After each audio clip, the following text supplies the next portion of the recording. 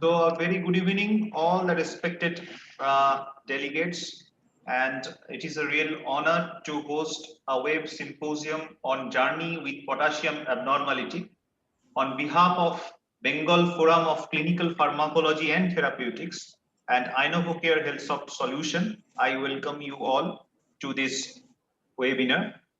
And today's topic is journey with potassium abnormality.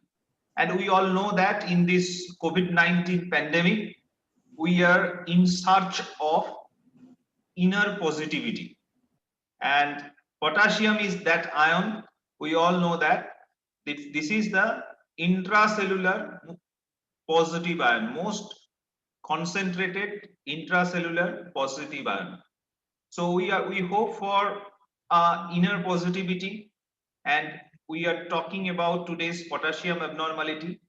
Let's God help us to get inner positivity. And this is why important, because hypo and hyperkalemia, these are very common electrolyte disorders that we face day-to-day practice. This generally happens due to some impaired potassium intake, altered excretion, and transcellular shifts.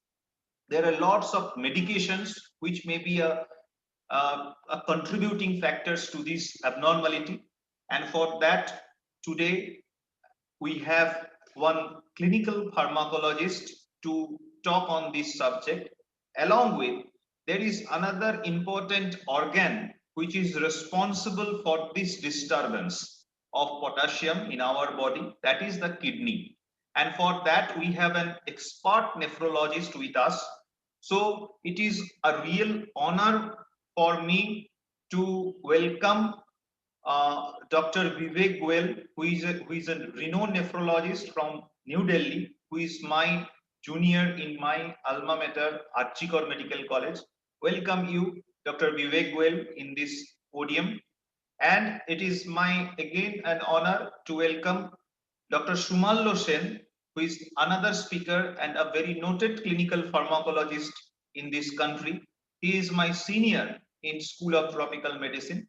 So in this webinar, may I welcome Dr. Sumallo Sen, and we are really fortunate to have always with us his blessings, my mentor, my guide, my professor, Shantanu Kumar Tripathi sir. Sir, welcome you to chair this session. So now it is over to you, sir. We can proceed. Well, good evening. Good evening, everybody. And particularly Dr. Shambo, thank you very much for your introductory words and welcoming the learned speakers and also the members of the audience who have assembled this evening to participate in this webinar. And it's a very important title, today's webinar, and that is Journey with Potassium Abnormality. I liked your description, Dr. Shambo, when you said that inner positivity. It's a great way of expressing. Yes, we all need inner positivity, but at the same time, the analogy should not drive us to feel that the more the merrier. And too much of potassium ion inside the cell is also not something acceptable.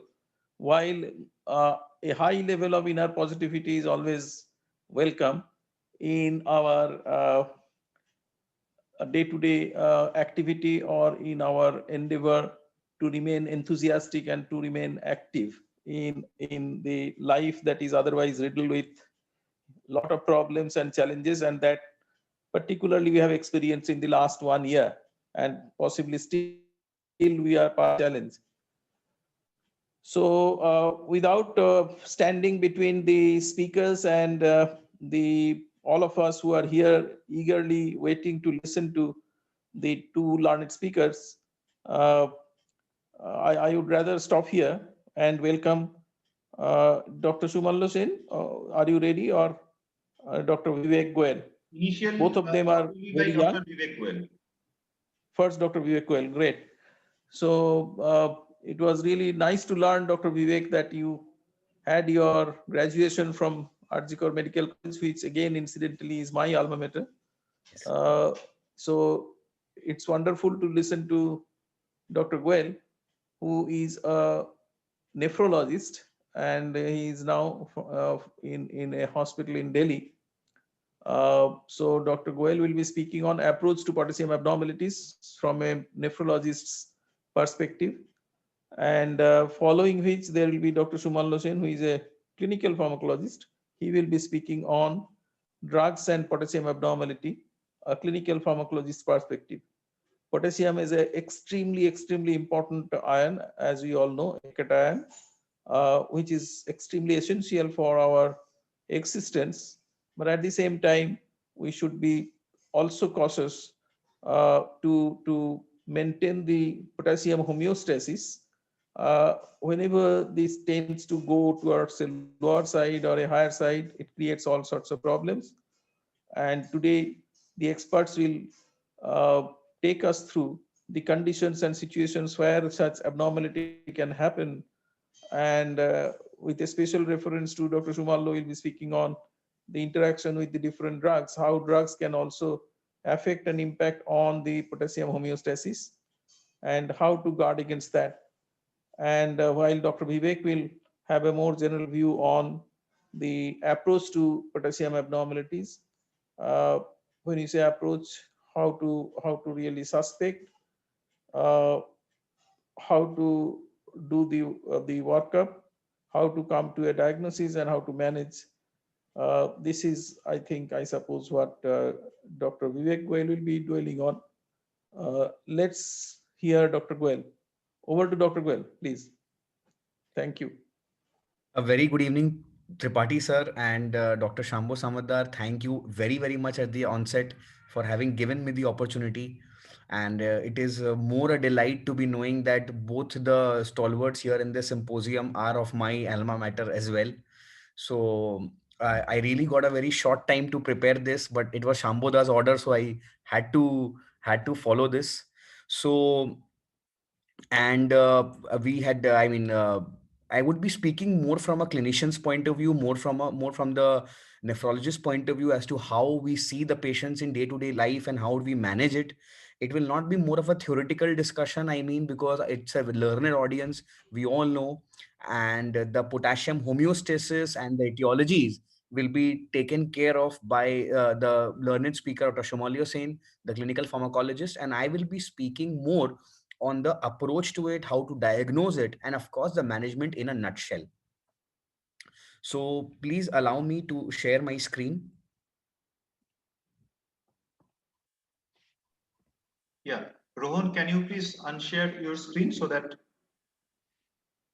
I Yeah, hope, sir, can you see my screen, sir? yeah. Can you please make it full screen? Or Yes, like, sir. yeah. Is it Okay. okay, sir? Sir, We is can it see okay? your screen, but make it shorter version. It's very enlarged. Okay, sir. Is this fine, sir? No, not yet. This much, sir? Yeah, it's okay. Okay, sir. So, thank you for the great introduction. And I am Dr. Vivek Goel. I'm pursuing my DNB in nephrology from Sir Gangaram Hospital, New Delhi. And I have done my MD and MBBS from Calcutta, my MBBS from Arjikar Medical College, and my MD from IPGMER in SSKM Hospital. So, without much delay, entering straight away, as could not have been stressed more, that how important potassium and iron is, and a very important role in the potassium homeostasis is played by the kidney, because that is what regulates how much of potassium will be there in the body, as to how much has to be reabsorbed apart from the gut, which also plays a minor role, and how has to be secreted, which is an extra amount. So how is the potassium regulated in the body? Is most of the potassium that is reabsorbed from the kidney happens in the proximal convoluted tubule, where 65 to 70% of the potassium is reabsorbed. The next portion is the thick ascending loop of Henle. As you know, this is a basic structure of a nephron, which reabsorbs approximately 25 to 30%. But along with that, it also has a channel side by side, which pushes again more than half of the potassium that has been reabsorbed. Now, as we move further towards the collecting duct, it is the principal cell, which is of the collecting duct, which is the principal site of secretion of potassium. And then when we move further down, the intercalated cell, that is where in exchange of protons, the potassium is further reabsorbed. So now, coming to the cellular potassium shifts, we know that it is basic in more often than not in many disorders. It is basically the redistributive hypo and hyperkalemia. The causes will be dealt in more details by Dr. Shumalyo Sen, but it is seen that that insulin, beta adrenergic agonists like salbutamol, alkalosis, and alpha adrenergic antagonists, they all shift the potassium from the extracellular space into the intracellular space and leading to an apparent hypokalemia in the extracellular space. But it is actually, it might so happen that the total potassium content might still be the same, but it will reflect as hypokalemia to the person. So we must know the physiology as well. Now, coming to the opposite side, acidosis, hyperglycemia, beta antagonists, alpha agonists, increase in osmolality, and exercise also can lead to the shift of potassium from inside the cell to outside the cell, leading to a hyperkalemic condition. Now, coming back to the physiology, as I was telling you about the thick ascending loop of Henle, why am I stressing a bit on the physiology part? Because if we have this in our grip, understanding the disorders and treatment becomes much, much easier. Now, this is a thick ascending loop of Henle, the very own cell where the famous loop diuretic or the furosemide or the Lasix acts. And we all know that it acts on the sodium potassium 2 chloride symport on the luminal aspect of the thick ascending loop of Henle. Now, just beneath the channel is the renal outer medullary potassium channel, which again shifts the potassium which has been reabsorbed out of the cell. And we do know that if there is a mutation and loss of function of this channel, it can lead to a channelopathy, which is a Bartter syndrome, which will lead to loss of sodium in the urine, loss of potassium in the urine, loss of water, leading to hyponatremia, hypokalemia, and metabolic alkalosis. So this is how the things move on. Moving further, coming to the principal cell of the cortical collecting duct, this is the cell where the mineralocorticoid prototype or the aldosterone receptor lies. So aldosterone acts on it and it leads to sodium and water retention from the lumen into the cell, and ultimately it secretes the potassium out of the cell. So it is actually the principal cell in the kidney, which is a major determinant as to how much potassium will be secreted into the urine. And as we have understood, it is mediated by the gradient created by the sodium shift. So the sodium which is reaching the principal cell of the distal tubule actually tells you how much potassium will be secreted. So can I say that if a person is hyponatremic, so less sodium reaches the distal tubule, so in exchange less potassium will be secreted out. That is why we also say when you need to treat hyponatremia, also treat concomitant hypokalemia, because that is a very, very important thing. Now, again, if there is a gain of function mutation of this channel, it can lead to a channelopathy, which is known as Liddle syndrome, which will lead to hypokalemia, hypertension, and metabolic alkalosis. And we do know that spironolactone is that diuretic which acts on this channel, and it is a potassium sparing diuretic. Why so? Because if this channel is inhibited, the entire process gets inhibited and potassium does not move out, sodium water does not get absorbed, it is excreted out, it leads to diuresis but potassium conservation. Similarly, the drug acting on this channel is the amiloride, and which does the same thing. Now, moving further, coming to the alpha intercalated cell of the cortical collecting duct. Now, alpha intercalated cell of the cortical collecting duct is the chief site of acidification of urine. This is where the potassium H plus antiport acts, the proton is secreted out, and the K plus is taken in. Now, for some reason, if this channel does not work properly, you are most likely to have a disorder which is known as renal tubular acidosis type 1. And ultimately, it will lead to loss of potassium in the urine, leading to hypokalemia. So we have understood so many these causes of hypo and hyperkalemia just by understanding the normal physiology, which we all have studied right from our first year MBBS. Now, coming to the approach of hypokalemia, we all know hypokalemia is defined as a serum potassium of less than 3.5 milliequivalents per liter. So, coming to the causes that will be dealt by Dr. Shumalo Sen, so I will not enter into that. I don't want to it to be a repetition. So coming straight away as to how to go for the diagnostic evaluation. We as nephrologists are called so very often to any maybe the ICU, maybe the ward, and the cause is low potassium. So what do we first do? The first mindset is to determine whether the extra potassium that is being lost is through the urine or not. So it is to assess the urinary potassium. That is, it will denote whether it is an extrarenal loss of potassium or an intrarenal loss of potassium. The second thing is the acid base status. As I have told upon the physiology part, we know that the H plus K plus are very intricately related. And my friend in the first year used to say in a very on a lighter note that potassium and hydrogen are best friends. In most of the cases of hyperkalemia, you will find acidosis and the vice versa, though it is not absolutely true, but roughly we can think of it. So some cases of hypokalemia, in fact most, are associated with alkalosis, but there are few which are associated with acidosis also. So it will help us narrow down our differentials as to what is the cause if we know the acid base status. So coming to potassium excretion, how do we quantify that? The gold standard is measure the 24-hour urine and measure the potassium. So if the 24-hour urinary potassium is less than 15 milliequivalents per day, that is absolutely normal. But if it is more than 15 milliequivalents per day, it shows that you are losing the potassium through the urine. But again, it's a very cumbersome method. In an OPD basis, it is not always feasible to do so. Is there an alternative? Yes. The very same thing that we do for proteinuria. What do? We take a spot urine sample and calculate the albumin creatinine ratio. Similarly, we can calculate the potassium creatinine ratio. If the potassium creatinine ratio is more than 13 milliequivalents per gram of creatinine, we know that the kidneys are at fault.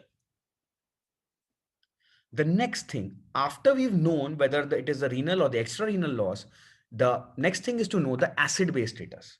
If there is a metabolic acidosis with low urinary potassium excretion in an asymptomatic patient, we can understand it is probably a lower GI loss. Like a patient might be harboring a villus adenoma, or even very often psychiatric patients in a call from a psychiatry ward, a bulimia nervosa, or those consuming a lot of laxatives to lose weight. Very often we get an acidosis with a low potassium and a low urinary potassium as well. So it can help us diagnose the cause. The next thing, diabetic ketoacidosis or the type 2 RTA occurs because there is an acidosis with urinary potassium wasting. There is a lot of urinary potassium wasting, and also due to the lack of insulin, there is the potassium shifts outside and it might get lost in the urine also. Next, coming to alkalosis with hypokalemia. Now, alkalosis with urinary potassium wasting, we've studied already two syndromes that I've told you. In the loop of Henle, we have the Bartter syndrome. In the DCT, we have the Gitelman syndrome. So we can always think of them. In a patient of alkalosis, the urinary chloride is very, very important. In fact, urinary chloride also is sent because if the urinary chloride is less than 10, we know that it is an extrarenal loss. But if the urinary chloride is more than 10, we know that it is the renal loss of the acid that has taken place. Now, coming to the next concept of trans-tubular potassium gradient. Very often we see nephrologists, when they see potassium abnormalities in a patient, they write serum potassium, serum osmolality, urine osmolality. The other day, an intern was asking me, "Sir, why are you writing a battery of investigations? It is to calculate the trans-tubular potassium gradient. It is basically an indirect method to calculate the distal potassium secretion. The physiology which I had discussed right now as to how much potassium will be secreted in the principal cell of the kidney by the aldosterone can be determined by the TTKG. So what is TTKG? It is basically the urine potassium divided by serum potassium, whole divided by urine osmolality by serum osmolality. So basically, if you have a hypokalemic patient, you want your kidneys to be circumspect. They must respect the serum potassium and they must secrete less potassium distally. So you want in a hypokalemic patient less than 3 TTKG. But if you have a higher than 3 TTKG, you know that it is the kidney who is secreting excess potassium in the urine and leading to hypokalemia. Similarly, uh, uh, in hyperkalemia also, we will apply this logic itself. Now, the calculation requires that the urinary sodium is at least 25 and the urine osmolality is equal to the plasma osmolality, because we do not want other electrolyte abnormalities or acid-based disorders to influence the TTKG. So trans-tubular potassium gradient, as I told you, it is basically the urinary potassium by serum potassium divided by urine osmolarity by serum osmolarity. Now, it is normally 6 to 12. It is an indirect indicator of aldosterone activity, as I've already told you.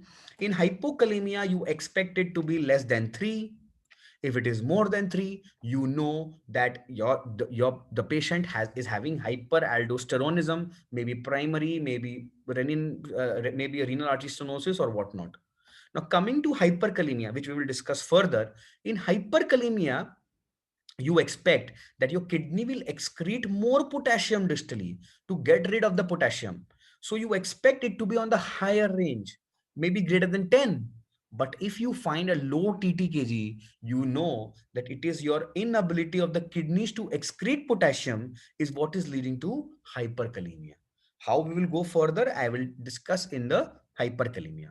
Now, this is a beautiful algorithm which I have taken directly from the mother textbook of nephrology, that is a Brenner's and Richter's textbook of nephrology, which I always try to keep in mind, try to visualize whenever I see a patient of dyskalemia. Now, a patient comes to us with hypokalemia. The first thing is to say and visualize whether or not it's a pseudo hypokalemia. Now, what is pseudo hypokalemia? Now, there might be a lot of in a leukemia patient specifically, what happens is due to increased plasma viscosity, so many cellular components, potassium shifts into the cell very quickly, very fallaciously, and it gives you a reading of hypokalemia. So you must have a clinical acumen of knowing whether or not it is pseudo. If it is so, you will repeat the potassium. Then, if is it an emergency, do you think that the patient is of a hypokalemic periodic paralysis, or the patient has come with quadriparesis and the potassium is 1.8? Then you do not want to wait for the evaluation. You straight away want to treat, because we are physicians and clinicians primarily. So this is it. Next, we will take a history, physical examination, and laboratory tests. Always ask the patient, sir, what drugs are you on? Very important role of clinical pharmacologist will be stressed upon by Dr. Sen, because so often we see, especially in elderly patients, are on diuretics, patients are on other drugs that cause hypokalemia, and the diagnosis is very simply made. Also, you have to take the history of a low intake. A malnourished patient who's not taking potassium rich diet also can lead to hypokalemia. Now, next is that you have to have the history of whether there is a transcellular shift, like the patient has taken a lot of salbutamol puffs. He's an asthmatic, he had an exacerbation, and the entire day he was taking puffs and puffs and puffs. That could lead to hypokalemia. The patient has taken a lot of insulin. It could be a familial hypokalemic periodic paralysis. It could be hyperthyroidism or even theophylline intake. If we've ruled out everything and we know that we are dealing with a true hypokalemia, the next task at hand is, as I've told you, see the urinary potassium. If it is more than 15, it's a renal loss. If it is less than 15, it's an extra renal loss. Extra renal loss meaning apart from the kidney, where else can you lose the potassium from? Either from the mouth or from the anus. So if it's a metabolic Alkalosis, you know it's a vomiting. If it's an acidosis, you know it's a diarrhea or a GI loss. As simple as that. Now, coming to the renal losses, if you have confirmed that the potassium has been lost to the kidney, you know, calculate the TTKG. Now, in a hypokalemic patient, you expect a TTKG to be normally less than 3. You know it is to be less than 3. So, fine, the kidney is not at fault. But if the TTKG is more than 4, it is the increased distal potassium secretion in the principal cell. So next thing is look for the blood pressure, look for the volume status. If the blood pressure is high, it is more confirmatory with you know what is coming in your mind. Yes, check the aldosterone levels. If the aldosterone is also high, you know that next is the stimulus for aldosterone is renin. So check for renin. If there is high renin, high aldosterone, absolutely clear it is a renin secreting tumor or a malignant hypertension. So often we get in nephrology patients malignant hypertension. But if the renin is low, you know that it is the adrenal gland which is at fault, and it is a primary aldosteronism. It is a primary disorder of the zona glomerulosa of the adrenal gland, which is producing excess aldosterone. But if the aldosterone is low, for example, so you know it is not the aldosterone, but aldosterone who is creating the mischief. Check for serum cortisol. If the cortisol is high, you know it's a Cushing syndrome, and you know that that cortisol also has mineralocorticoid activity, and it can simulate aldosterone in certain tissues. So it will lead to a similar picture. But if the cortisol is also normal, then what you will think of is you can check for serum cortisone levels and the urinary cortisone levels, because in a particular disorder like syndrome of apparent mineralocorticoid excess or licorice ingestion, you know they inhibit 11 beta hydroxysteroid dehydrogenase 2, which inhibits the conversion normally of cortisol to cortisone. But in these disorders, the enzyme 11 beta HSD2 is absent or inhibited. If this is inhibited, what happens is the cortisone is not converted, and it is the cortisol which acts on the mineralocorticoid receptor, leading to hypokalemia and a pseudo hyperaldosteronism. Coming to the normal blood pressure or the low blood pressure, check for acid base status. If it's a acidosis, you could think of distal RTAs and the proximal RTAs. But if it is a metabolic alkalosis, check for chloride, urinary chloride, as we had discussed before. If it's a high urinary chloride, you know that it is a renal loss. If it's a renal loss, check for urinary calcium creatinine ratio, because we know that the Bartter syndrome mimics a loop diuretic, and loop diuretic causes hypercalciuria. So there will be high calcium in the urine, and instead, if it's a Gitelman syndrome which mimics a thiazide diuretic, there will be hypocalciuria. So if we have this algorithm in mind, very rarely will we miss anything in the world with regard to hypokalemia. So this is how you see and basically diagnose the cause of hypokalemia. Now, coming to the treatment of hypokalemia, it will be stressed by Dr. Shumalo Sen as well. I will just give you a brief. What is our aim? Our aim is to, number one, reduce the potassium losses. Number two, replenish the loss. Number three, evaluate for toxicity. And number four, determine the cause. Now, of course, one more thing to be kept in mind is my mentor in my MD days always used to tell me that potassium and ECG are very good indicators of each other. If you are ever at a doubt of whether or not this potassium is dangerous for the patient or not, whether or not it is true or not, just do an ECG. If the ECG has reflected the change, it is dangerous no matter what the serum level is. If it has not, then you can be not in so much of a hurry. Also, to be kept in mind is very often we try to replace the potassium that is lost, but we forget to replenish the daily potassium requirement of a patient. And usually an adult requires 1 millimole per kg. So I am an 80 kilo person, I will require 80 millimoles of potassium daily. That also has to be replenished every day. So if the patient has a mild hypokalemia, that is between 3 to 3.5, we will give a oral potassium. That is, we can say even to have more of fruit juices, have nariyal pani, because patients are very fond of having it. If it's a moderate hypokalemia, that is 2.5 to 2.9, our we have to check about the symptoms. If symptoms are present, we have to go for IV administration. If symptoms are absent, you have to go for oral. Again, you can continue with the oral potassium replenishments. But if the patient has symptomatic hypokalemia or severe hypokalemia, that is less than 2.5, you have to give IV potassium replacement, because potassium is one ion. Unlike sodium, even a difference of 1 milliequivalent here and there can create a lot of disturbances. And of course, the patient who cannot tolerate oral therapy, who cannot take oral therapy, have to be given IV. Okay. Now, one thing has to be remembered, that to correct 1 milliequivalent per liter potassium, you have to give 200 to 400 milliequivalents of potassium. So usually one vial of KCl has 20 milliequivalent of potassium. So to make it from 2 to 3, you have to give him 200 to 300 milliequivalents of potassium. So many a times the sister itself looks us with raised eyebrows, that sir, itna potassium dena hai. Yes, you have to give, because that is what is required for the patient. Now, how do we replenish it? Potassium chloride is a preferred salt, because it in most patients, because except for acidosis where citrate can be used. Now, if diuretic therapy is required, it is better use a potassium sparing diuretic like spironolactone or an eplerenone. Now, very, very important is, always, if you have a refractory hypokalemia or a resistant hypokalemia or recurrent hypokalemia, always check for serum magnesium.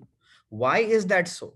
Because we had discussed some time back, in the thick ascending loop of Henle and in the distal tubule, there was a channel beneath the sodium potassium 2 chloride, and that channel was ROM-K channel. This channel was ROM-K, renal outry medullary potassium channel, which actually kicks out the potassium. Now, what does magnesium do? Normally, magnesium is the gatekeeper of this channel. It does not let potassium to be kicked out so easily. But if there is a hypomagnesemia, what will happen if the gatekeeper is not there? All the potassium will be excreted in the urine, and you will have severe hypokalemia. And you are going on giving potassium, but the potassium is not raising. Why? Because everything is being excreted out. Once you replenish magnesium, make the magnesium more than 2.22, and you see potassium raises very, very quickly. Now, coming to, these are the dosages as to how, in what concentration do you give. So if a very high dosage of potassium is required, in a nutshell, you have to give through a central access, because potassium is notorious to cause thrombophlebitis. And I've seen patients cry because, they have been receiving a lot of IV potassium, and they say that, please, I cannot bear this. And last but not the least, ECG monitoring is really required, especially if you're giving through a central, because it is a pro-arrhythmogenic drug. And of course, you have to monitor potassium regularly. Now, coming to the next half, that is hyperkalemia. Hyperkalemia is defined as potassium of more than 5.5 milliequivalents per liter. Now, coming to hyperkalemia, now, most of it has been discussed. The clinical features will be discussed by Dr. Shen. I will not take much of a time. Straight away, look for symptoms, do an ECG. We all know that ECG, the first change that appears in ECG is a tall peak T wave. And the last change, when the potassium is more than 8, you get what you had studied in class 6 mathematics. That is a sine wave. And then you know that now, if you are not urgent enough to correct it, the patient will be transmitted vertically in no time. And we have seen that happen in front of our eyes. So very similarly, how do you approach a patient of hyperkalemia? Same protocol. When you get hyperkalemia, rule out pseudo hyperkalemia. Very, very commonly we get calls from the ward, sir, potassium is 8. I asked, what is the creatinine? 0.6. Why is the patient admitted? Patient admitted for cholecystectomy. So is he on any drug? No, sir. Why will he have a potassium of 8? So it is basically the cell lysis while tying the tourniquet that has shifted the potassium from the intravascular to and it has the outside, and has led to pseudo hyperkalemia. Next, check for potassium symptoms and ECG changes. If there is a tall peak T wave, if there is a PR prolongation, do not wait for anything, just start with the treatment. Next, take the history, take the basic examination, look for the history, look for the drugs. Are you on any ACE inhibitors? Are you on any ARBs? Are you on any spironolactone? Are you on any Septran? If so, you know that you have to intervene here. Next, is there any evidence of transcellular shift? Is the patient having hyperglycemia? Is the patient on digoxin, beta blockers, decrease insulin or exercise? You know it can lead to a hyperkalemia. Now, if you know then that it is not a pseudo, it is a true hyperkalemia, straight away, what will you do next? You will do the exact thing which you did in hypokalemia. You will check for the urinary potassium.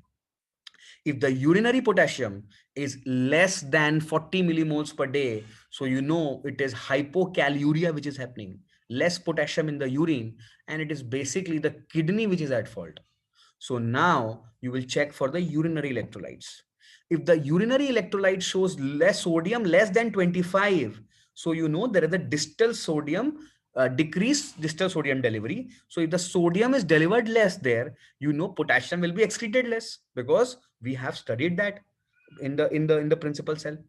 But if that is not the case, straight away calculate the trans-tubular potassium gradient. Now, in the TTKG, you expect a potassium of a TTKG to be more than 8. So if it is more than 8, you know that it is a reduced tubular flow. Very, very common what we know is it is a kidney failure. So there's impaired excretion of the potassium due to, because the patient is the patient of CKD, CKD5 or end-stage renal disease, or the patient has reduced extracellular volume only. The patient is dehydrated, less volume.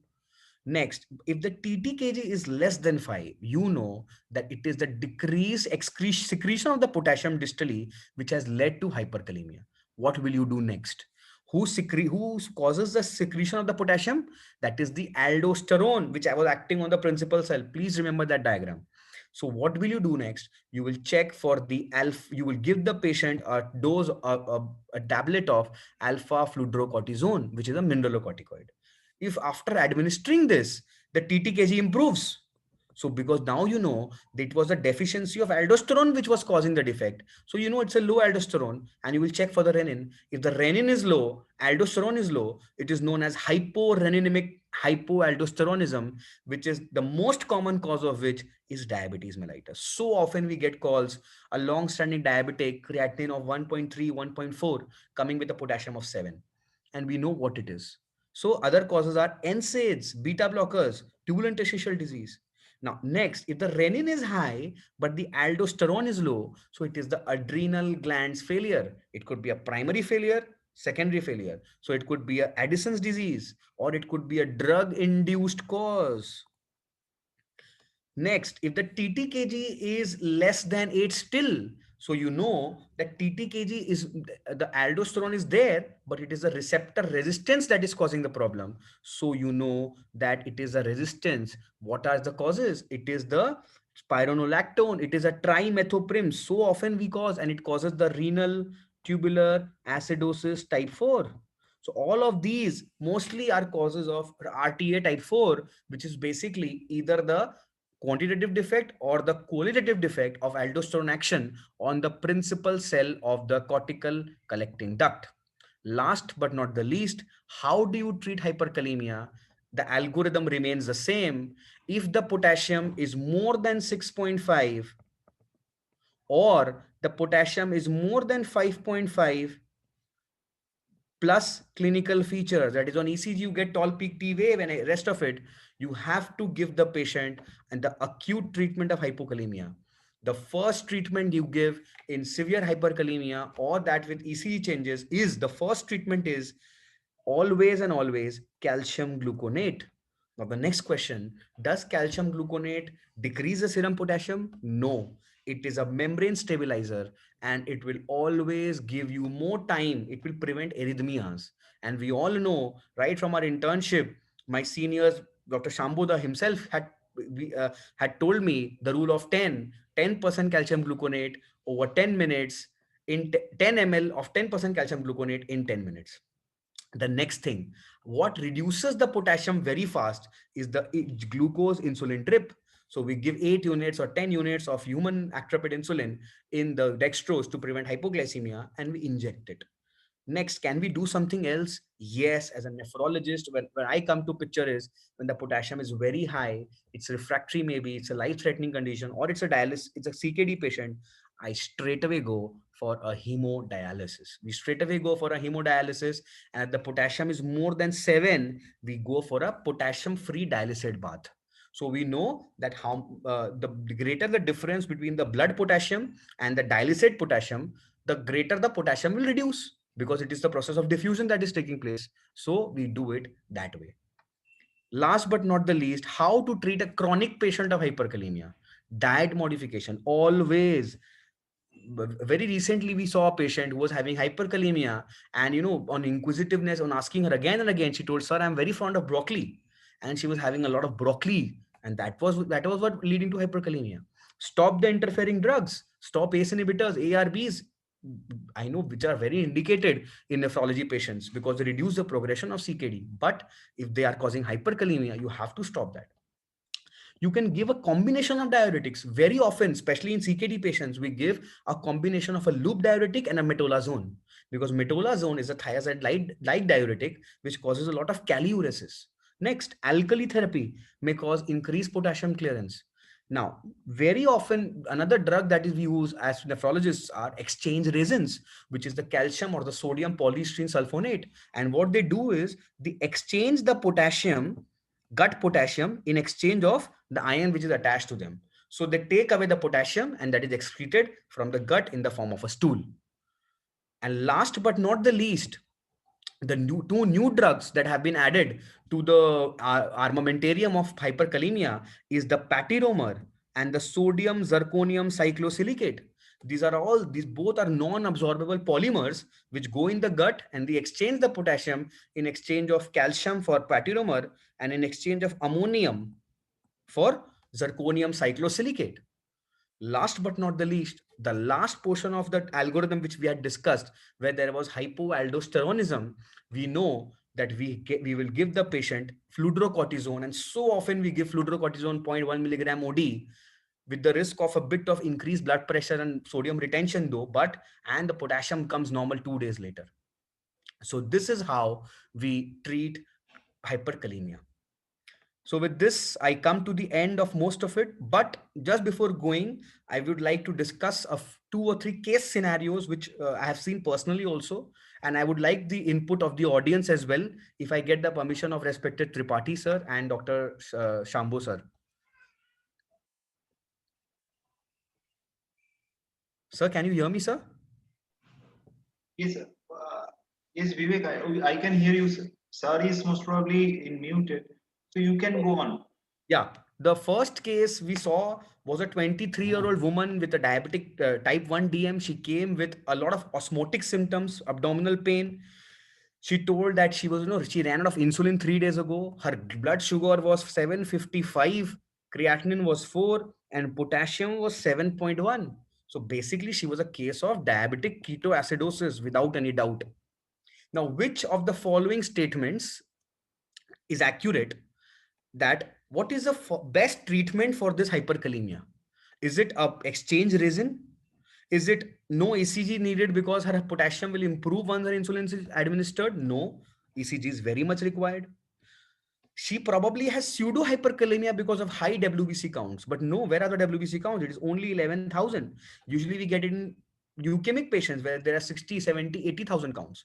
So I think this also does not fit into the picture. Sodium polystyrene sulfonate is a treatment of chronic hyperkalemia. It takes 24 to 48 hours to reduce the potassium. And this patient might well be killed by then. The patient might have a ventricular fibrillation and might be killed. So this also is not a treatment. ECG has to be done. But the third option, that is the total body potassium is low despite high serum levels, is a true case in this scenario, because we know, we have studied that such a lot of acidosis and hyperglycemia actually has shifted the potassium from the intracellular to the extracellular. And despite the fact that she's losing so much potassium through the vomiting and through the losses, still she's having hyperkalemia, but the total bank of potassium is actually depleted. The next case is an African young woman who came with muscle weakness. She had a history of sickle cell anemia, and she also had a renal colic. Admission, her BP is absolutely normal. Sodium is 142, potassium is 1.8, pretty low. There is acidosis. Chloride is 117. Okay. The pH is 7.26, so there is an acidosis. How, what is the best diagnosis out of it? Now, if we calculate the anion gap, if we calculate the anion gap, we know anion gap is basically the difference between the sodium minus the chloride and bicarbonate, which is basically coming to around 14 or 13. So that is probably a normal anion gap. So is it a diabetic ketoacidosis? No, it's a high anion gap syndrome. Is it a Bartter syndrome? No, it has metabolic alkalosis. Is it a type 4 RTA? No, that is there is hyperkalemia. So what is it? It is basically, is it a proximal RTA? No, it usually happens in children. It's a basically a distal RTA, type 1 RTA, which is in sickle cell anemia patients.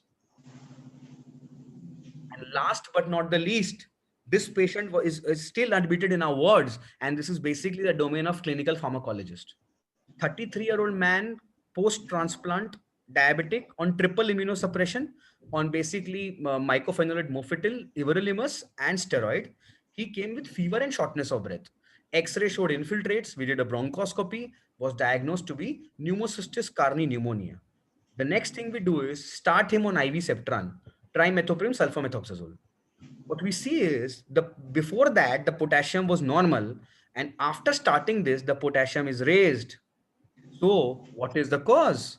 And I know the learned audience already knows by this. This is not an Addison's disease. This is not an interstitial nephritis. It is basically the blockade of the distal tubular potassium excretion due to trimethoprim. It creates a type of a type 4 RTA in this patient. So, with that, I thank the audience for patiently listening to me, and thank you so much for giving me the opportunity. Thank you, Dr. Vivek Goel. Actually, with permission of Tripathi sir, I just want to give one standing ovation to you. Excellent presentation. Thank you. Thank you. Over to you, sir.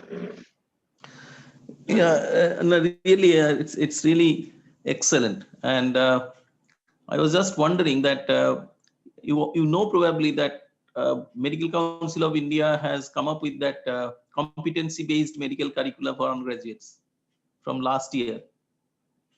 And what could be a better integrated kind of learning?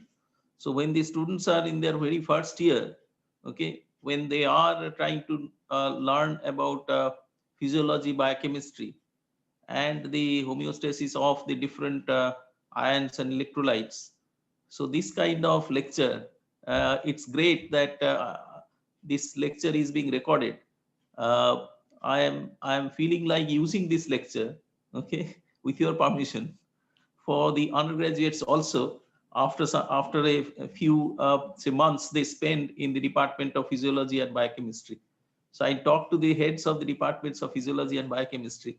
So what could be a better way of explaining the applied physiology, okay, of how the potassium ion, okay, homeostasis is maintained, and what could happen when that homeostasis is disturbed, and how that can be also the basis, pathophysiological basis of such disturbance, which can actually support the management decisions. So this is precisely what is required. Gone are the days when we used to learn physiology or biochemistry. During our time, biochemistry was not there. It was all in physiology. Okay, but then now, of course, it's a two separate discipline. But gone are the days when we try to learn things in silo. Okay, when you are learning physiology, you only think about physiology, forget about anything else. Okay, but then now the emphasis is whatever you try to learn, you have to always keep the focus, keep the broad goal in mind. Why at all we need to learn about potassium ion, sodium ion, or chloride ion, etc., bicarbonates? How does it really help? How could you relate it to the patient care? Okay, and it would be really great if we can have these kind of integrated lectures, integrated sessions, and if we can also have some more examples of even, I liked your idea of using some MCQs also to drive home the message, what you wanted to. It was great. You are going to be a great teacher, Dr. Vivek, apart from being a very good doctor, yeah, clinician. Thank you very much. Thank I'm you so much. highly impressed. Thank you. My pleasure, sir. My pleasure. So, Dr. Shambo, you can now have some introductory words for Dr. Sumallo, and we can go straightway to next lecture. Thank you. Yeah. So welcome you, Dr. Shumalyo Sen. So he is an expert clinical pharmacologist. He had done his DM in clinical pharmacology from School of Tropical Medicine. So welcome you to this webinar, and please start your presentation. Over to you, Dr. Sen. Shumalyo, over to you. Yes, Shambho, am I audible? Yes, you are audible. Okay, yeah. First of all, I should also thank Dr. Vivek because it was a very, I mean, explanatory session, and it was very nice listening to your talk. It was very much in depth and combination of all the disciplines you have used so nicely. So thank you very much for that. So now moving to the next session, I have in between time some overlaps was there. So I have removed some of the parts as far as it was possible for me. Is my screen visible? Yes, yes. Okay, just a moment. Okay, so though the session, I mean, topic was given that drugs in potassium abnormality, but intentionally I have removed that part without Dr. Shambo's permission, who is a moderator. So please allow me with this heading, that potassium abnormality, clinical pharmacologist perspective, because some of the areas may be not touching the drug-related issues also. So that is the reason why I have changed the heading little bit. So can I go ahead? Yes, yes, please, Dada, please. Okay. So if we look into this case, 38-year-old woman, this is a hypothetical case taken from literature. 38-year-old woman with end-stage kidney disease due to diabetes. I have not listened the case of Dr. Vivek. Hopefully this was not given in your discussion, Dr. Vivek. No, sir, I did not give this case, sir. Okay, thank you. Due to diabetes is taken to the operating room for incision and drainage of a perirectal abscess. Now the current medications include metoprolol 50 milligram twice daily and insulin. Pre-operative laboratory tests showed the following serum values. Sodium level was within normal limit. Potassium also was 4.9. Chloride was 103. Bicarbonate was okay. Creatinine level was also was towards the higher range. Urea and blood urea nitrogen was also towards higher range. She was last dialyzed 1 day before the admission, and intraoperatively she became hypotensive, and intravenous phenylephrine was used to stabilize the blood pressure. In the recovery room, profound weakness was noted, and that was preventing the extubation. And notably, now the plasma potassium concentration was found to be 6.4 milliequivalent per liter. Now, if we look into few options, what might be the causes, that which of the following is the best explanation for the development of acute hyperkalemia in the late phase? Is it due to hypoaldosteronism, or due to metabolic acidosis, or due to beta adrenergic stimulation, or due to alpha adrenergic stimulation, or due to pseudo hyperkalemia? If the audience want to give any input, it will be my pleasure to listen to that. We'll wait for a few seconds if anyone give to any input for A, B, C, D, just to choose the answer, whatever coming in your mind. Anyone? Okay. No issues. The answer, what is more applicable in this case is the alpha adrenergic stimulation. What is the reason? because the sympathetic nervous system plays an important role in the control of the plasma potassium concentrations. Now, increased potassium intake leads to the increased catecholamine secretion, and through beta-2 adrenergic receptors stimulates the enhanced potassium uptake into the skeletal muscle. That Dr. Vivek was also explaining in some of his slides. Now, blockade of the beta adrenergic receptor impairs the ability to dispose of potassium load, and the alpha adrenergic receptor stimulation now shifts the potassium into the extracellular space, but this effect is negligible under the basal condition. Now, for this particular patient, and endogenous potassium load resulting from the tissue injury during the surgery lead to the hyperkalemia due to the pharmacological stimulation of the alpha adrenergic receptor, that is the phenylephrine, in the setting of the beta adrenergic receptor blockade. That is the metoprolol was there given in the previous situation.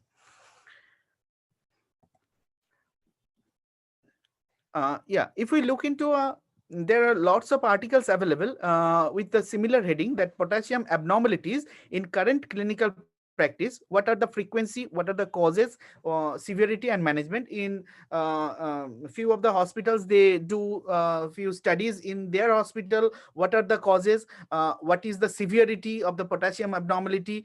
Because to find out that whether there is any drug-induced reason or any other reason, what is the reason? Because potassium abnormality is actually very much common, and what is the management given for those particular patients. In this particular article, what was given was that the prevalence of hyperkalemia was 7.3% in the hospitalized patients in this particular study, and there was a finding of severe hyperkalemia in 8.2% of the patients, similar to previous reports, previous articles also.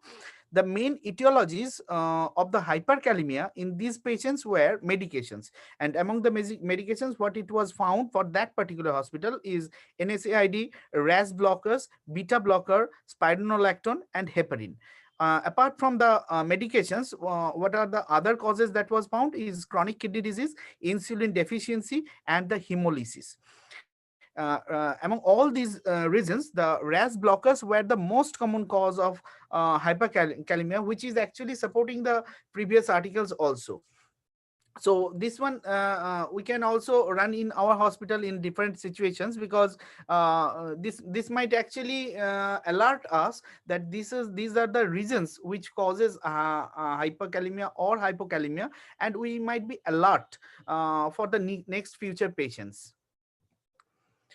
Regarding dyselectrolytemia, it is already told that it is an electrolyte imbalance or water electrolyte imbalance. That is an abnormality in the concentration of the electrolyte in the body. Now, that may be of different electrolytes. Now, electrolytes, we know from our physiology knowledge that play a vital role in maintaining the homeostasis within the body. Helps which is actually helping us to regulate the heart and neurological function, fluid balance, oxygen delivery, acid base balance, and a lot others. Now, in general, if we look into the electrolyte, what are the functions? They help to balance the pH, acid-base balance in a level in the body, facilitate the passage of fluid between and within the cells through osmosis, play a part in regulating the function of the neuromuscular, endocrine, and excretory systems. If we look into specific function of potassium, it is a main component of the cellular fluid, helps to regulate the neuromuscular function as well as the osmotic pressure. We are aware about the normal levels of the electrolytes. There is always a range, and for the potassium, it is usually 3.5 to 5.5 milliequivalent per liter. Now, potassium largely contained intracellularly. Now, the serum potassium level does not actually reflect the total body potassium level. That is very important point to note. Now, important role of the potassium, as we already discussed, that contractility of the muscle cells as well as the electrical responsiveness. And the principal regulator here lies the kidney. Now, homeostasis, few parts already discussed in the previous session. The daily requirement is 1 to 2 milliequivalent per kg. Now, complete absorption occurs usually in the upper GI tract, and kidneys regulate the balance. Actually, 10 to 15% filtered is excreted. And regarding aldosterone, this point is very much important, that it increases the potassium and decreases the sodium excretion. Again, this is from our physiology knowledge, we can recollect. And mineralocorticoid and glucocorticoid, how they regulate? They actually increases the potassium and decreases the sodium excretion in the stool. Now, in the potassium, there are some terminologies that is very commonly used, that is solvent drag. What is that? It actually increases the potassium, actually increases the serum osmolarity. For that, the water moves out of the cell and potassium follows that. Evidence of solvent drag is very much common in case of diabetic ketoacidosis. We can explain that with the solvent drag concept. Acidosis, that is known as the low pH level. Now that actually triggers the shifting of the potassium out of the cells, that is into the serum. If there is a high pH, in that case there is shifting of the potassium occurs inside the cell. Now there is a balance, that is 0.3 to 1.3 milliequivalent per liter potassium change per 0.1 unit change in pH occurs in the opposite direction. Regarding hyperkalemia, the points that already discussed, I will try to, as far as not to repeat. Hyperkalemia, that is the level, if it is more than 6.5 milliequivalent per liter, in that case it actually life-threatening, and there is chance of potential lethal arrhythmias. So we have to be very much aware about the arrhythmias. And what are the potential causes for the hyperkalemia? One is spurious, that is difficult blood flow, that can cause the hemolysis, and that can give rise to the false reading. That is what was explained by Dr. Vivek, that is known as pseudo hyperkalemia. That is the in vitro hemolysis that is happening, but actually the in vivo there is no hyperkalemia. Increased intake, that is iatrogenic, that is whether it is IV or oral. Another very common reason is blood transfusion. Next is if there is decreased excretion, that means if it is retaining within the body, that is a very common cause is renal failure, adrenal insufficiency or the CAH. Next is the hypoaldosteronism. Why? Because we have noticed the function of the aldosterone previously. Next is urinary tract obstruction. Next is renal tubular disease. Next is angiotensin converting enzyme inhibitors, those drugs. Apart from that, potassium sparing diuretics. And also another very common cause comes under this broad heading, that is transcellular shift, that is acidemia, rhabdomyolysis, tumor lysis syndrome, tissue necrosis, as well as the succinylcholine and the malignant hyperthermia. Just 1 second. This succinylcholine actually inhibits the repolarization, which is required for the cellular reuptake of the potassium, and that is the reason why it causes the hyperkalemia. Also, digitalis overdose can cause the similar reason to cause the same problem. If we categorize this, the same heading, that is hyperkalemia, into another way, that is increased potassium release from the cell and the reduced urinary potassium excretion. This is the same reason, just given in a two different tabular format. One is pseudo hyperkalemia, next is metabolic acidosis, next is insulin deficiency, hyperglycemia and hyperosmolarity. Beta blockers, very important cause, we have to keep this one in our mind. Exercise. Next, what we have seen in the previous chart, that the rhabdomyolysis, hyperkalemic periodic paralysis, and the other reasons within that, this succinylcholine is calling activators of the ATP dependent potassium channel, that is calcineurin inhibitor, diazoxide, minoxidil, and some of the volatile anesthetics. They, through activating the ATP dependent potassium channel, actually causes outflow of the potassium into the serum and causes the hyperkalemia. Reduced urinary potassium excretion, under that reduced aldosterone secretion, reduced response to the aldosterone, that is resistance actually, and the reduced distal sodium and water delivery that was dealt very nicely in the previous session. Acute and chronic kidney disease, all this comes under the heading of the reduced urinary potassium excretion. Now, if we look into more precisely into the drug-induced hyperkalemia and see this summarized chart for different types of drugs, for the understanding of what are the possible mechanism in very nutshell, then if we categorize into few parts like drug inducing the transmembrane potassium movement, under that what are coming, that is non-selective beta blocker, digoxin intoxication. Next is sorry. Next is intravenous cationic amino acid, mannitol and succinylcholine. Regarding the non-selective beta blocker, through the sodium potassium ATPase pump and renin release, that is the decreased activity or blockade of the sodium potassium ATPase pump, it actually increases the potassium in the serum level. This digoxin intoxication, it actually causes inhibition of the sodium potassium ATPase pump activity. And if we recall the picture that was showed in some of the slide, through this inhibition, it actually causes the shoot in the potassium level in the blood. Intravenous cationic amino acids, that actually causes increase in the extracellular potassium shift. Mannitol, through the hyperosmolarity with increase in the extracellular potassium shift, it causes. Next, drugs that affect the aldosterone secretion. This is very important because these are the very common drugs that is usually used in day-to-day practice, that is AC inhibitors. Now, how it acts? By it is causing this hyperkalemia by blockade of the angiotensin 2 synthesis and decreased in the aldosterone secretion, and that leads to impaired delivery of the sodium to the distal nephron. ARBs also causes competitive binding to the angiotensin 2 receptor with decrease of the aldosterone synthesis.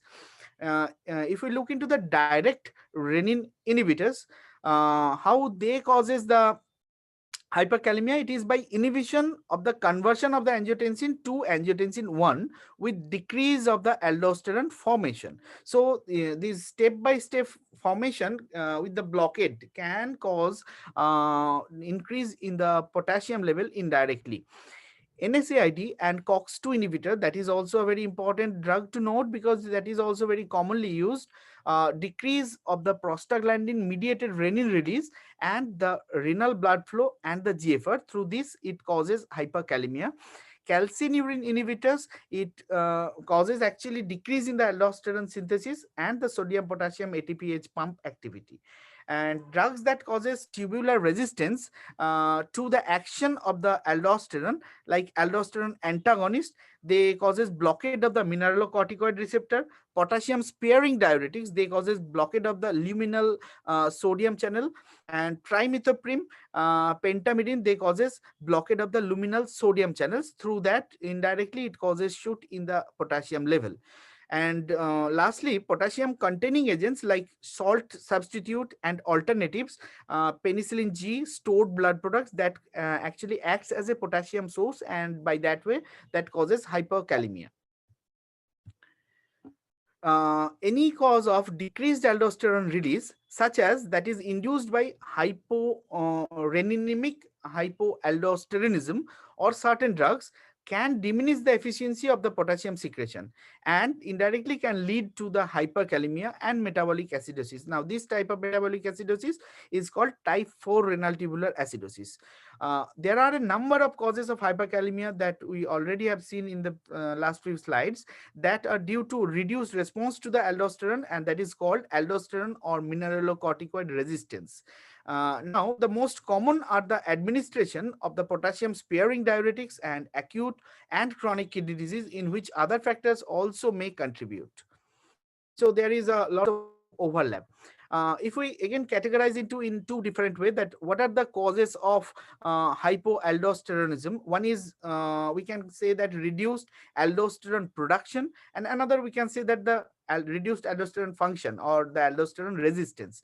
If we look into the reduced aldosterone production, under that heading we can see, put the thing that is hyporeninemic hypoaldosteronism, that is the renal disease, most often diabetic nephropathy. Next, the non-steroidal anti-inflammatory drug, calcineurin inhibitors. So what we are seeing is from different angles, the same reason from different angles we are trying to see, so that we can collate the reason.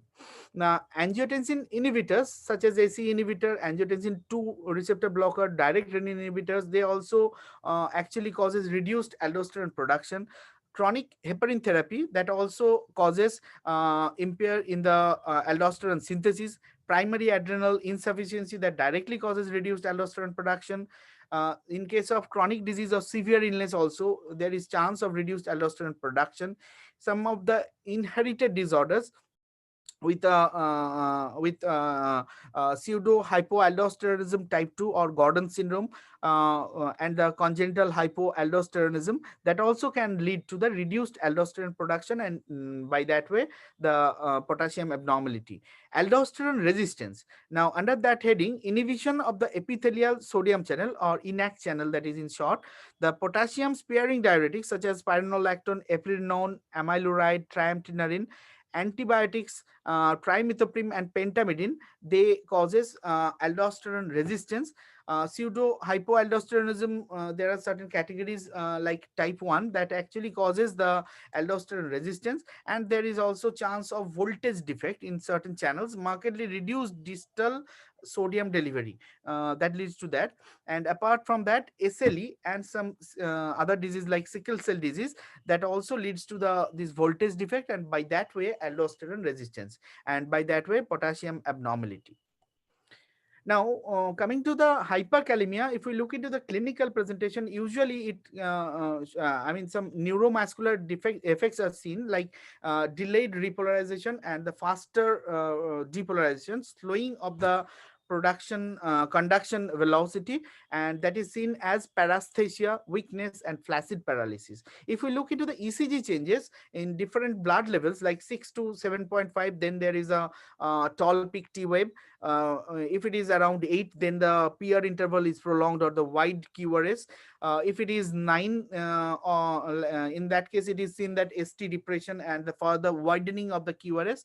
If it is 10 or more, then there is chance of bradycardia, sine wave, ventricular arrhythmia, and at the end, asystole.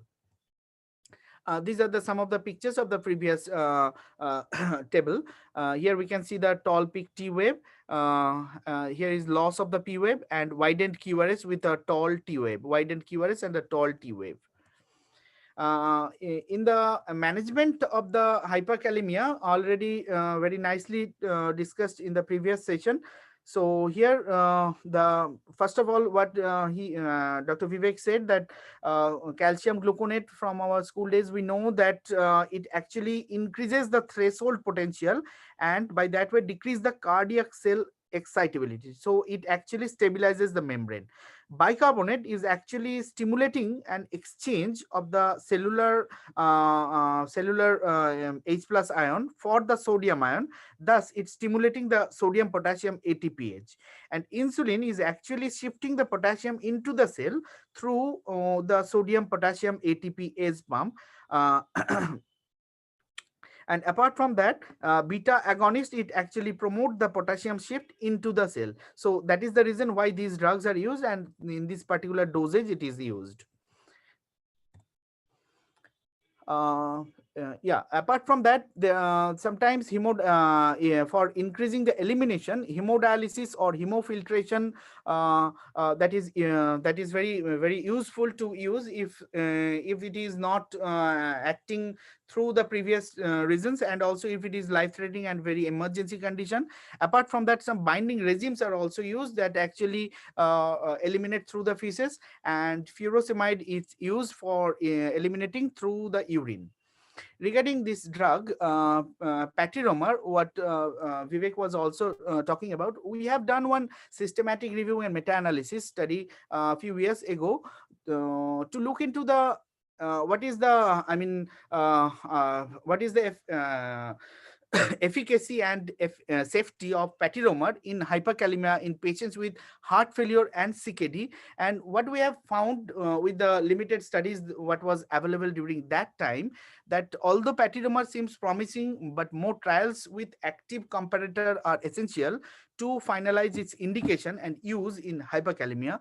At the end, I will also ask Vivek regarding this particular molecule patiromer, if he has any particular, experience of use, or whether any idea about this molecule in clinical practice. At the end, if Vivek gives some input about that, it will be very nice to listen. Regarding hypokalemia, if the level is less than 2.5, if then it is life threatening, and it is very much common in case of severe gastroenteritis in our clinical situation. Now, what are the causes?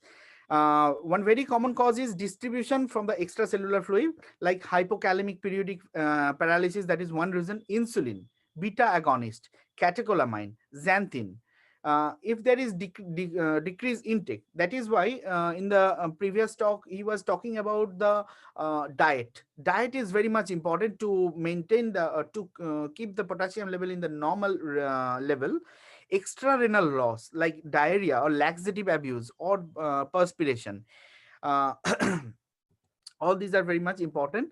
Now, if there is renal loss like diabetic ketoacidosis, diuretics like thiazide, loop diuretics, apart from that some other drugs that is also commonly used like amphotericin B, cisplatin in particular cases, hypomagnesemia that actually causes hypokalemia indirectly, alkalosis, hyperaldosteronism, just the by the reverse mechanism. Sometimes this licorice ingestion, that is a plant product, and Gentleman or Bartter syndrome that can lead to the hypokalemia. How the patient usually presents? Sometimes the patient are asymptomatic if it is the level is not that much low. Now, the skeletal muscle, there is a weakness and cramps. There is chance of respiratory failure. There is chance of flaccid paralysis and hyporeflexia.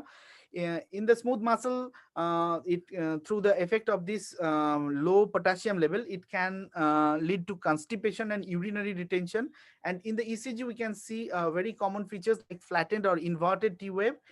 There is chance to see the U wave, which is a prolonged repolarization of the Purkinje fiber due to that reason. Depressed ST segment and widened PR interval also seen, and ventricular fibrillation can happen. These are the diagrammatic presentation of the ECG changes in hypokalemia.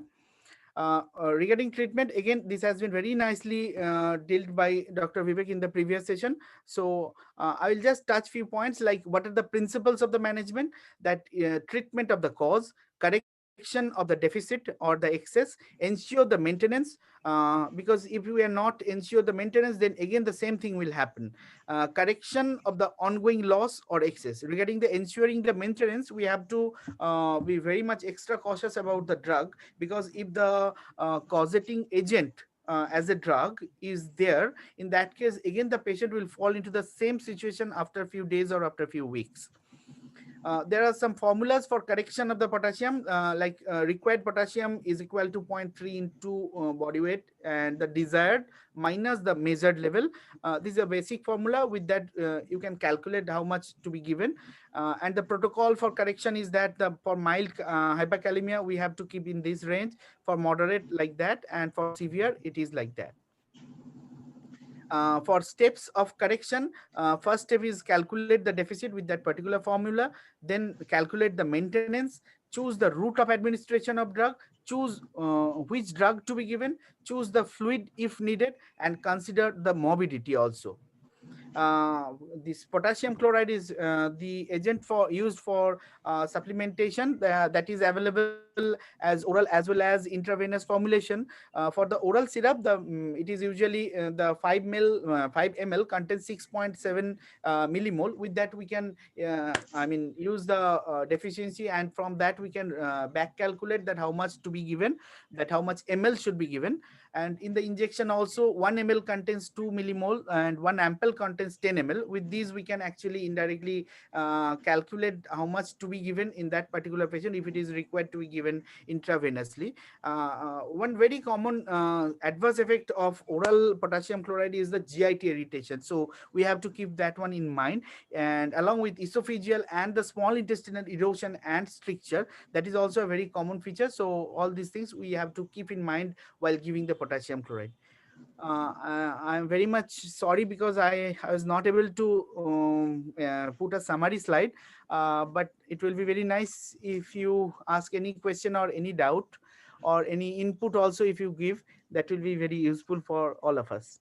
Anyone from the audience, as well as Professor Tripathi sir is there, Dr. Shambhu, and definitely Dr. Vivek. With that, I would like to end the presentation. Thank you, Dada. Thank you once again for this exhaustive discussion. Now, may I request Professor Tripathi sir for his comments, and then we can go with some. Yeah, I must congratulate Dr. Shumallo. It was an excellent presentation, and if you allow Dr. Shumallo, I'll make further modification in the title. It not just clinical pharmacology perspective, but it is physiological and clinical pharmacological perspective. So yes, you have had a focus on the in drugs, how they impact the potassium balance or potassium homeostasis, but at the same time, a part of your presentation was also to re-emphasize the physiological basis, understanding the basic physiology of the potassium homeostasis. So that was wonderful, and I must say that the two presentations by Dr. Vivek and Dr. Sumallo, they are so complementary to each other, and I would request the moderator, Dr. Shambhu, to consider to have a collation of these two, okay, whatever has been discussed, and think of having a summative kind of presentation or maybe a write-up on this. It was very exhaustive, almost touching upon all the possible areas of the potassium homeostasis and how does it impact. And in case of the dyshomeostasis or dyskalemia, how to approach, what would be the major workups, and how to manage, including the impact of the different drugs that can impact the potassium homeostasis. Very nicely covered. So thank you again. We can now go to any question if asked by any of the members of the audience. The speakers are there we will try to address them. Over. Yes, sir. Actually, you gave a very good idea, and I request Dr. Goel and Dr. Shumanlo Sen, and I will also request Dr. Rahul Halsara as the previous day speaker. So whether we can make one comprehensive booklet-like things on hyponatremia, hypernatremia, hypokalemia, and hyperkalemia, then we can have a plan to write that type of booklet, and we can make one close WhatsApp group among us, and we can exchange the informations, and so that we can finally proceed for something in written, and so that we can circulate to it to the others also.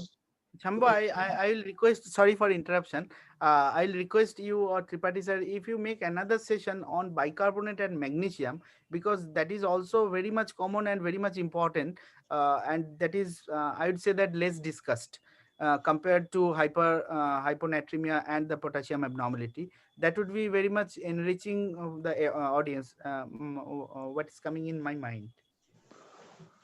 Of course, yeah, this is a good idea. In that case, I'll go one step further about the fluid therapy, the basis of fluid therapy, fluid and electrolyte rather.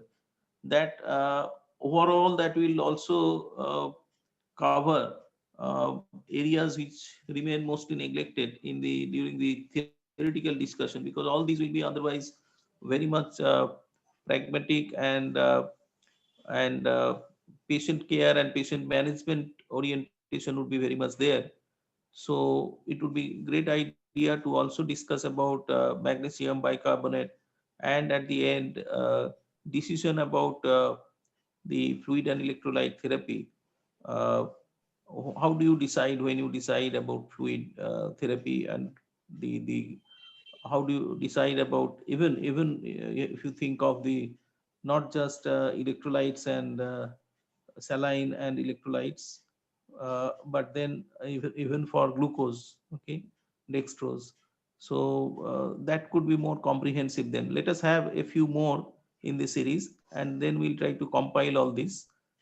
It's a good idea, Dr. Shambhu, to think of a kind of, say, monograph on fluid and electrolyte therapy, and with focus or with emphasis on the different ions, bicarbonates, and also say glucose.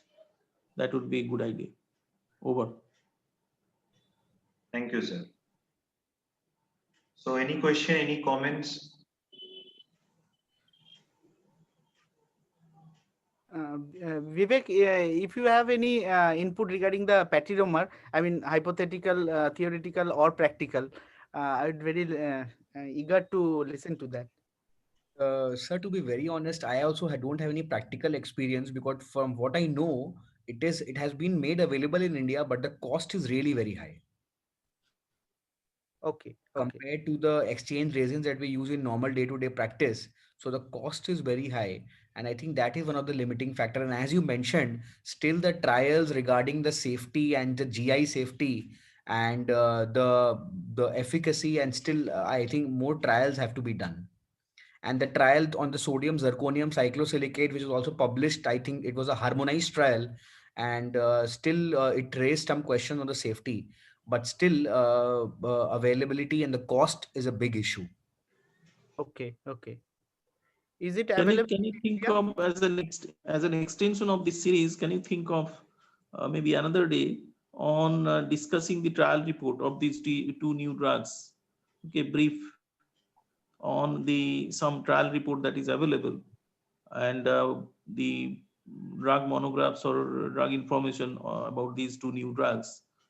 And is it Shambhuk, you can think over, if we can have a brief Okay, session, sir. maybe half an hour session on these two drugs, where do they stand, and what are the current body of evidence, and also mentioning about their usage pattern currently in India, and what are the bottlenecks. Okay, so it could be good to know about these two drugs, and whatever trials have happened, what is the if that can be shared, that reports of that trial, if it is published, we can have some sort of a journal club on some day.